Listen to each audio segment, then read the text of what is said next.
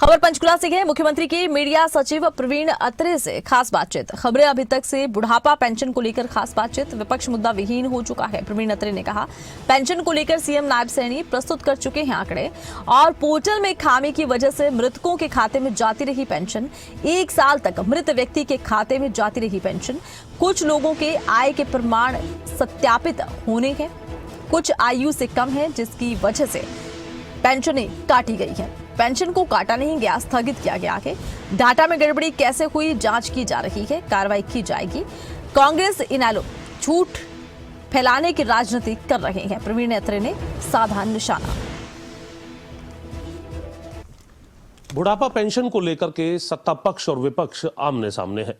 मुख्यमंत्री नायब सैनी की तरफ से इस पर विस्तृत आंकड़े भी पेश किए गए हैं, जब बुढ़ापा पेंशन शुरू की गई थी और मौजूदा समय तक। लेकिन विपक्ष इसके बावजूद भी इस मुद्दे को उठाने की बात और इस पर प्रदर्शन करने की बात कर रहा है। हमारे साथ मुख्यमंत्री के मीडिया सचिव प्रवीण अत्रे जी हैं, उनसे हम बात करेंगे इस बारे में। और कैसे देख रहे हैं इन प्रतिक्रियाओं के दौर को, और मुख्यमंत्री की तरफ से जो विस्तृत आंकड़े भी पेश किए गए हैं, इसके बावजूद भी विपक्ष का कहना है कि इस मुद्दे को उठाया जाएगा, इस पर प्रदर्शन किए जाएंगे। कैसे देखें? देखिए जितेंद्र जी, माननीय मुख्यमंत्री जी ने परसों प्रेस वार्ता के अंदर बाकायदा पूरी तरह से स्पष्ट किया, बाकायदा आंकड़े दिए, लेकिन विपक्ष जो है वो झूठ बोल के लोगों को भ्रमित करके इस विषय को एक मुद्दे बनाना चाहता है, क्योंकि विपक्ष के पास कोई मुद्दा है नहीं है। आज हरियाणा की राजनीति के अंदर विपक्ष पूरी तरह से मुद्दा विहीन है और ऐसे में विपक्ष इस पे झूठ बोल रहा है, लगातार भ्रम की स्थिति पैदा करने की कोशिश कर रहा है। क्योंकि जब माननीय मुख्यमंत्री जी ने जब इसके ऊपर विस्तृत आंकड़े दिए, उन्होंने बताया कि जो लोग अब इस दुनिया में नहीं रहे, स्वाभाविक है उनकी पेंशन तो ऑटोमेटिकली बंद होगी। और उन्होंने ये भी कहा कि हमने किसी की पेंशन काटी नहीं है, स्थगित की है, रोकी है। और वो भी क्लियर किया कि कुछ लोग जिनकी आयु अभी 60 वर्ष नहीं हुई और उन लोगों की आयु 60 वर्ष से कम है, क्योंकि पेंशन के नियम हैं, नियमों के तहत जो व्यक्ति पात्र है उसी को पेंशन मिलती है और मिलनी भी चाहिए, क्योंकि जब नियम है तो नियमों का पालन होना चाहिए।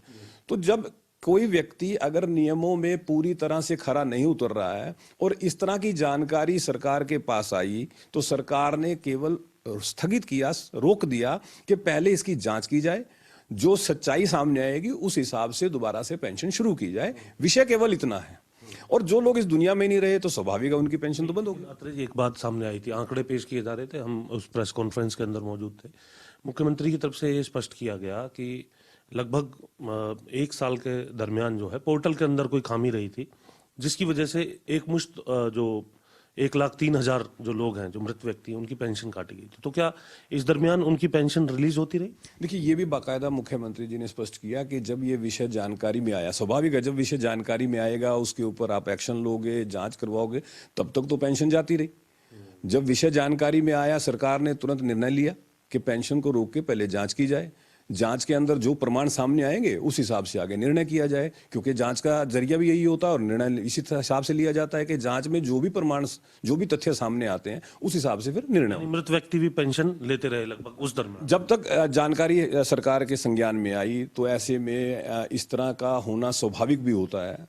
लेकिन महत्वपूर्ण बात यह है जितेंद्र जी कि बार बार विपक्ष एक झूठ लगातार बोल रहा है कि देखिए आय की सीमा लगा दी गई। हालांकि मुख्यमंत्री जी ने पूरी तरह स्पष्ट किया कि आय की सीमा, जब भजन लाल जी मुख्यमंत्री थे, कांग्रेस की सरकार थी, 10,000 रुपए की सालाना से कम आय जिसकी होगी उसको पेंशन मिलेगी, इस तरह की सीमा लगाई गई।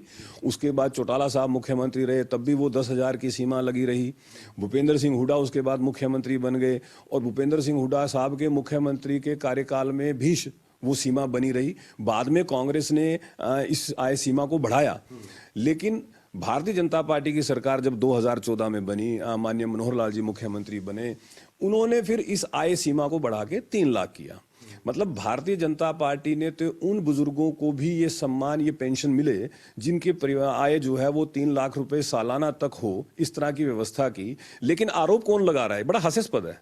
जिन लोगों के कार्यकाल में मात्र 10,000 रुपए सालाना की आय से कम वालों को पेंशन मिले, ऐसा प्रावधान था, वो आरोप लगा रहे हैं। ये सबसे बड़ा हास्यास्पद है। एक सरकार ने जो व्यवस्था की, क्योंकि आपने पूर्व मुख्यमंत्री मनोहर लाल जी का जिक्र किया, व्यवस्था के अंदर ये तय किया गया कि ऑटोमेटिक पेंशन बन जाएगी, तो फिर कम आयु वाले लोगों की पेंशन कैसे? देखिए, माननीय मुख्यमंत्री जी ने उस वक्त प्रेस वार्ता में भी ये बात स्पष्ट की थी कि इस विषय की भी जांच चल रही है कि डाटा के अंदर इस तरह की छेड़छाड़ कैसे हुई, किस तरह से जो है इस तरह की चीज़ें डाटा के अंदर आई, वो उसके ऊपर जांच चल रही है। और जांच के अंदर जो भी सामने आएगी चीज़ें, उस हिसाब से फिर सरकार निर्णय लेगी, क्योंकि कुछ विषय होते हैं जिनको पूरी तरह से परखा जाता है, जांचा जाता है, और जांच परख करके जब तथ्य सामने आते हैं तब निर्णय लिया जाता है। एक बात ये भी सामने आ रही थी कि भले ही पेंशन को लेकर के स्लैब पहले से ही तय किया गया हो, लेकिन इम्प्लीमेंट आप कर रहे हैं, मतलब मौजूदा सरकार। नहीं, देखिए ऐसा है, अगर कोई विपक्षी मित्र ये कहता है तो उनसे ये सवाल पूछना चाहिए कि साहब आपने नियम बनाए लेकिन अपने बनाए नियमों का पालन नहीं किया, इसका मतलब आप ये कहना चाहते हो?